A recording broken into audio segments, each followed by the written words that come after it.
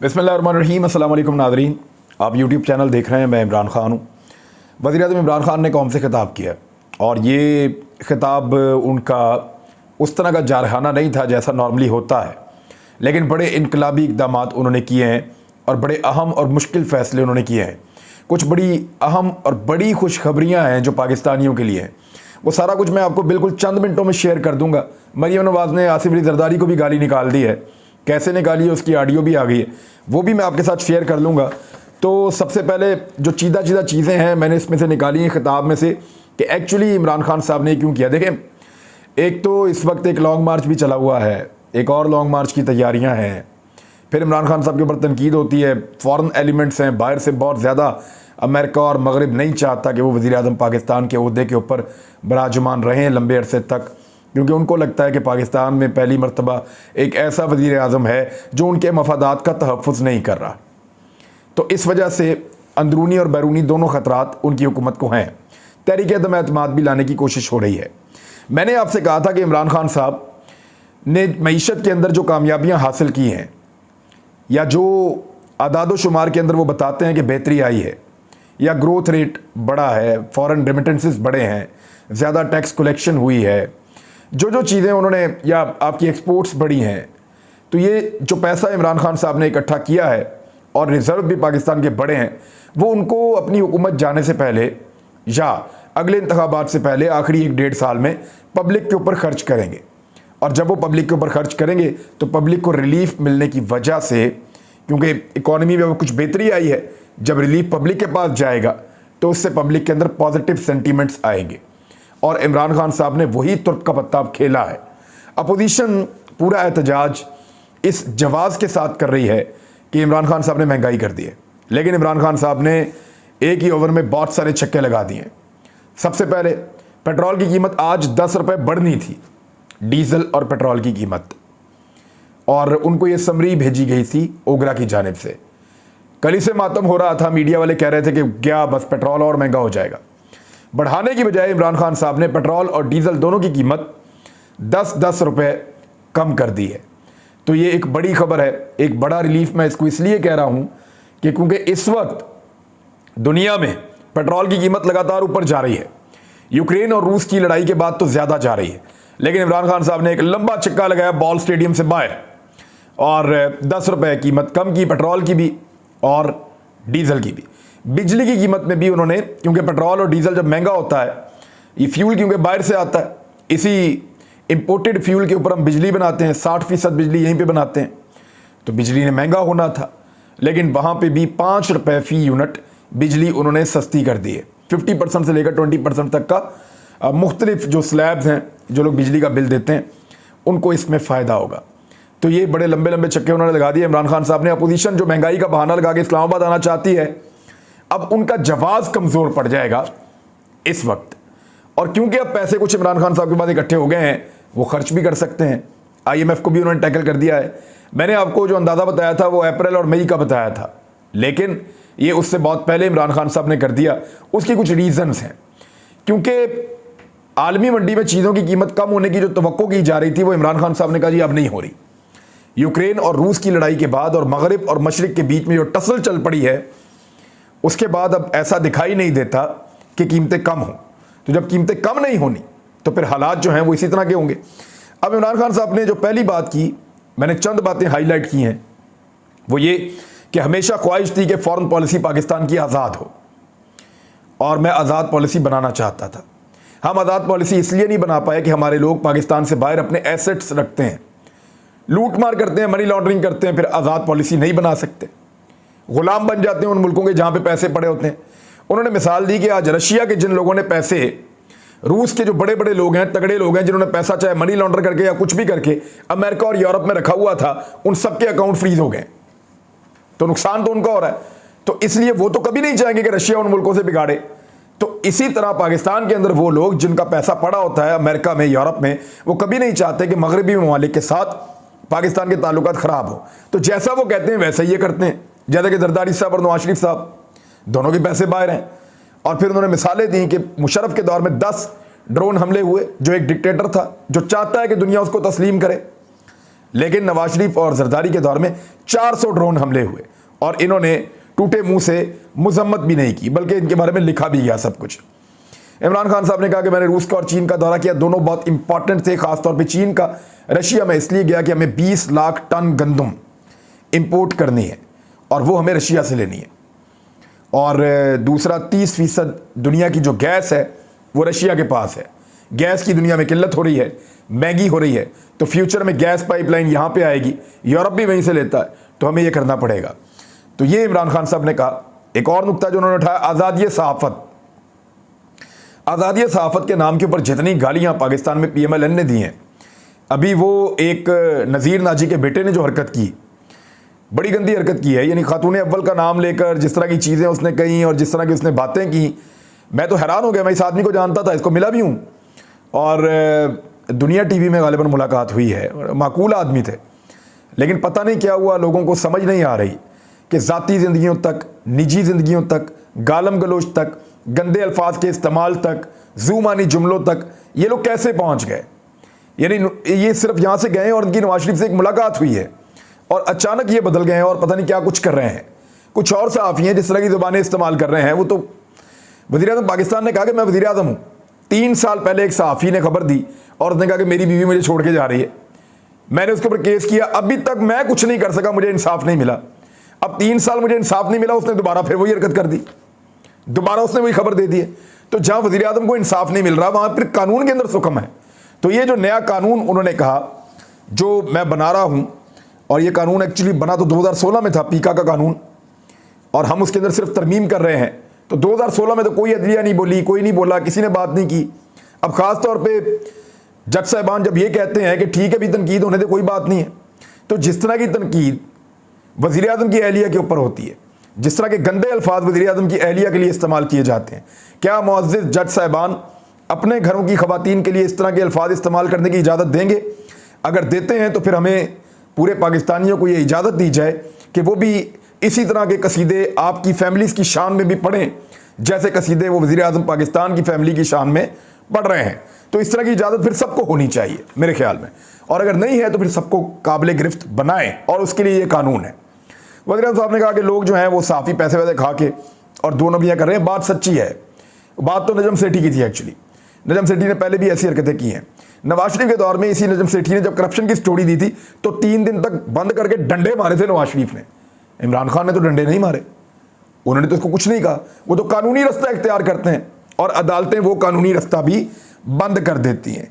शौकत खानम के ऊपर कितनी बुरी खबर आई जब मैंने उसको बाद में एक्सपोज किया था कि शौकत खानम अस्पताल के पैसे PTI के फंड में चले गए। ये हो ही नहीं सकता, अमेरिका में तो बिल्कुल नहीं हो सकता, मुमकिन ही नहीं है, और कोई उसकी कानूनी गुंजाइश भी नहीं है। शौकत खानम से पूछे बगैर जंग अखबार ने खबर छाप दी।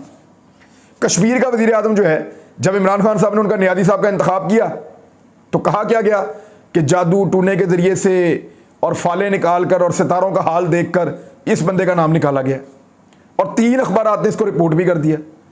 बरतानिया में या अमेरिका में होते ही अखबारात, इनको जुर्माना होता है, ये बंद हो जाते। प्राइम मिनिस्टर ऑफ पाकिस्तान ने कहा, तो ये उन्होंने कहा इस बारे में। और फिर उसके बाद वो आए महंगाई पे। वज़ीर-ए-आज़म ने कहा कि हमारा अंदाज़ा था कि महंगाई कम होना शुरू हो जाएगी, सप्लाई चेन मुतासिर जितनी हुई है वापस बहाल हो जाएगी, लेकिन वो नहीं हुई। हमारा अंदाज़ा इसमें गलत निकला और यूक्रेन और रूस की वजह से ये मामला मज़ीद ख़राब हो गया। मशरिक़ और मगरिब के अंदर जो अब टसल चल रही है उसकी वजह से मज़ीद ख़राब हो गया। तो उन्होंने कहा कि तेल हम बाहर से मंगवाते हैं, घी 70% बाहर से आता है, दालें 70% बाहर से आती हैं, बिजली 60% हम बनाते हैं बाहर से आने वाले फ्यूल के साथ। तो ये वो सारी चीज़ें हैं जिन्होंने पूरी दुनिया के अंदर महंगा होना है और हुई हैं। अमेरिका में 40 साल की बदतरीन महंगाई है, बरतानिया और कनाडा में 30 साल की बदतरीन महंगाई है, तुर्की में 20 साल की बदतरीन महंगाई है। तो हर जगह महंगाई आई और बहुत ज़्यादा आई है। फिर उन्होंने बताया कि पीपल्स पार्टी के दौर में जो 5 साल में महंगाई आई, जो पहला दौर था इनका, ज़ियाउल हक साहब से पहले जो भुट्टो साहब का दौर था, तो उस दौर में जो महंगाई आई वो 13.5% थी। उसके बाद पीपल्स पार्टी का जो दूसरा दौर आया, बेनज़ीर भुट्टो साहबा की पहली हुकूमत 88 में, तब जो महंगाई थी वो 8.3% थी। और फिर उसके बाद जब 94 से 96 तक पीपल्स पार्टी का तीसरा दौर आया, बेनज़ीर भुट्टो की दूसरी हुकूमत, तो महंगाई 11.6% थी। 2008 से 2012 तक जब आसिफ अली जरदारी साहब पाकिस्तान के वज़ीर-ए-आज़म रहे, सदर रहे, और उनकी हुकूमत आई, तो महंगाई थी 13.6%। ये पीपल्स पार्टी की महंगाई है। नून लीग का जो है वो पहले दौर में 10.08%, दूसरे दौर में 97 से 99 तक। अब ये 2-2 साल के अदवार हैं, 2-2 साल के अदवार हैं, पूरा 5 साल दौर नहीं बता रहे। 10.8% नून लीग के दौर में, 997 से दूसरे दौर के अंदर 7.02%। और क्योंकि 2013 से 2018 तक पूरी दुनिया के हालात बेहतरीन थे, माहौल बड़ा ठंडा था और पेट्रोल की कीमतें रिकॉर्ड निचले लेवल पे थी। जो खाने का तेल है उसकी कीमतें, दालों की कीमतें, आलमी मंडियों में कीमतें बहुत कम थी, तो उस वजह से महंगाई जो है वो 5% नून लीग के दौर में रही, आखिरी दौर में ये जो भी गया है। पीटीआई का जब दौर शुरू हुआ तो 3.5 साल के अंदर कोरोना भी है और बहुत सारे फैक्टर हैं, सप्लाई चेन भी है, आलमी सतह पर महंगाई बहुत ज़्यादा आ रही है। तो अभी तक 3.5 साल में पीटीआई की जो महंगाई हुई है वो 8.5% हुई है। मुमकिन है कि ये इसमें और कमी हो जाए। तो पीटीआई ने बेहतर परफॉर्म किया बुरे हालात के बावजूद, ये इमरान खान साहब का क्लेम है। फिर उन्होंने कुछ बैन अवी रिपोर्टें बताई, ये बड़ी आम रिपोर्टें, वर्ल्ड बैंक की रिपोर्ट, वर्ल्ड इकोनॉमिक फोरम की रिपोर्ट, वर्ल्ड हेल्थ ऑर्गेनाइजेशन की रिपोर्ट। बिल गेट्स ने पाकिस्तान आकर तारीफ की कि भाई कोरोना के साथ अगर कोई लड़ा है तो पाकिस्तान ने शानदार काम किया है कम वसाइल के बावजूद। वो जाके एनसीओसी में जाकर देख कर आए कि इन्होंने किया क्या है, और पोलियो का एक भी केस नहीं आया। उन्होंने कहा अगर हम इतनी बैड गवर्नेंस है तो पाकिस्तान में पोलियो कैसे खत्म हो गया। फिर एहसास प्रोग्राम, दुनिया के 4 बेहतरीन प्रोग्रामों के अंदर उनको शामिल किया गया है जो मदद कर रहे हैं कोरोना के दौरान। फिर उन्होंने कहा कि कभी इनकी किसी हुकूमत को बैनुल अक़वामी इतनी तारीफें नहीं मिली, नवाज शरीफ को या जरदारी को, जितनी हमारी तारीफ हुई है आलमी सतह पे। फिर क्लाइमेट चैलेंज, पाकिस्तान दुनिया के अंदर नाम बना रहा है। फिर उन्होंने कहा कि अफगानिस्तान के हालात भी खराब हुए, वो भी हमारे ऊपर एक बहुत प्रेशर आया और अभी भी प्रेशर हमारे पर मौजूद है। लेकिन इसके बावजूद वर्ल्ड बैंक ने यह वेरीफाई किया है कि पाकिस्तान की ग्रोथ, जीडीपी ग्रोथ 5.6% रही, और ये एक बड़ी कामयाबी है। तारीख में सबसे ज्यादा फॉरेन रेमिटेंस रिकॉर्ड है, वाकई बात ठीक है। जो ओवरसीज पाकिस्तानी है, सबसे ज्यादा पैसा तारीख में उन्होंने इमरान खान साहब के दौर में भेजा, इससे पहले नहीं भेजा। फिर सबसे ज्यादा रिकॉर्ड एक्सपोर्ट्स भी, यानी 38 अरब डॉलर की एक्सपोर्ट तारीखी, इससे पहले कभी नहीं हुई। टैक्स कलेक्शन 6,000 अरब रुपए तक, यानी 38% का इजाफा, 31% का, वो इससे पहले कभी नहीं हुआ। 6,000 अरब का फिगर पाकिस्तान ने क्रॉस कर लिया पहली मरतबा। 4 बड़ी फसलें हैं वहाँ पे, बड़ी अच्छी क्रॉप्स हुई। फिर उन्होंने बताया कि किसानों को इजाफी 1100 अरब रुपया मिला। उसके अलावा उन्होंने कहा 930 अरब रुपया, पाकिस्तान की जो टॉप की 100 कंपनियां हैं उन्होंने 930 अरब रुपए का मुनाफा कमाया, जो तारीख में पहली मरतबा, इसकी मिसाल नहीं मिलती। तामीरात के शोबे में 1500 अरब रुपया इस शोबे में गया है, और बहुत सारी चीज़ों में उन्होंने और बताया। और फिर पेट्रोल के ऊपर उन्होंने कहा कि आज भी पेट्रोल पाकिस्तानी रुपयों में अगर आप देखें तो इंडिया में 260 रुपये लीटर, बांग्लादेश में 185 रुपये लीटर, तुर्की में 200 रुपये लीटर। और अगर हम 70 अरब रुपए की हर महीने में सब्सिडी ना दें जो हम दे रहे हैं, 70 अरब रुपए अगर ना छोड़ें जो हम छोड़ रहे हैं, तो ये पेट्रोल 200 रुपये लीटर पाकिस्तान में हो। लेकिन आज हम इस पैसे को मजीद बढ़ा रहे हैं, जो सब्सिडी हम पब्लिक के लिए दे रहे हैं, और उसमें 10 रुपये पेट्रोल सस्ता, 10 रुपये डीजल सस्ता और 5 रुपये बिजली के यूनिट के ऊपर कमी कर दी है पाकिस्तान की हुकूमत ने। अब बड़े ऐलानात जो हैं, जिसको मैं समझता हूं पाकिस्तान के लिए गेम चेंजर हैं। एक तो यह कि ग्रेजुएट्स को इंटर्नशिप दिलवाएंगे, जितने भी ग्रेजुएट हैं पाकिस्तान में, 30,000 रुपये तक का उनको पैसा मिलेगा, और उनको इंटर्नशिप दिलवाने के लिए गवर्नमेंट काम करेगी।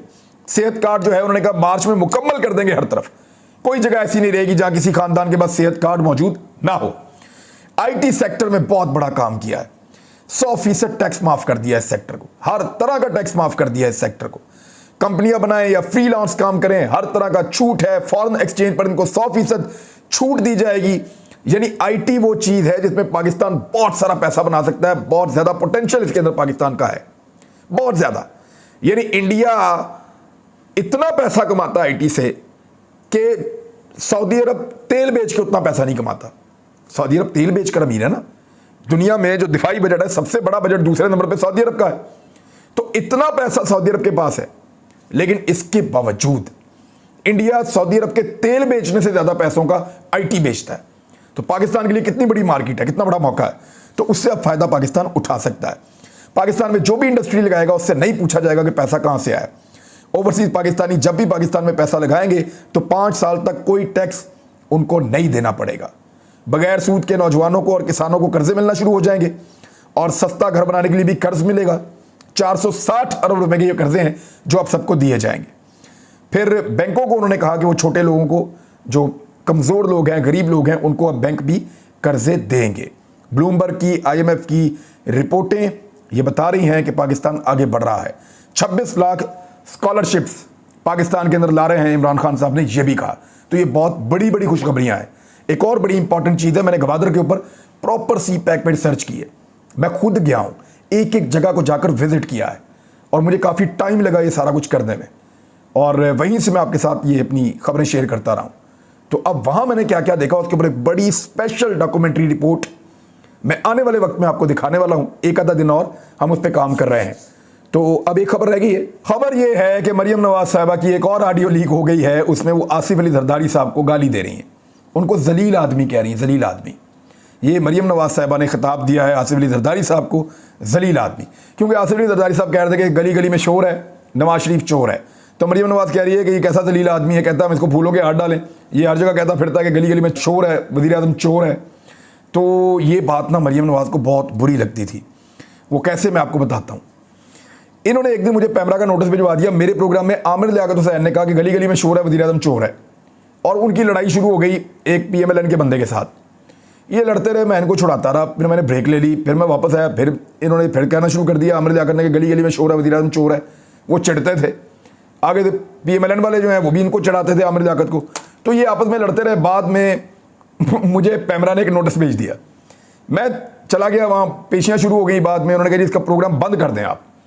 तो मुझे पैमरा वालों ने बताया कि मरियम नवाज का दबाव था और उनको बहुत बुरा लगा जब ये कहा गया कि गली गली में शोर है, वज़ीर आज़म चोर है। तो इस वजह से आपको आया नोटिस।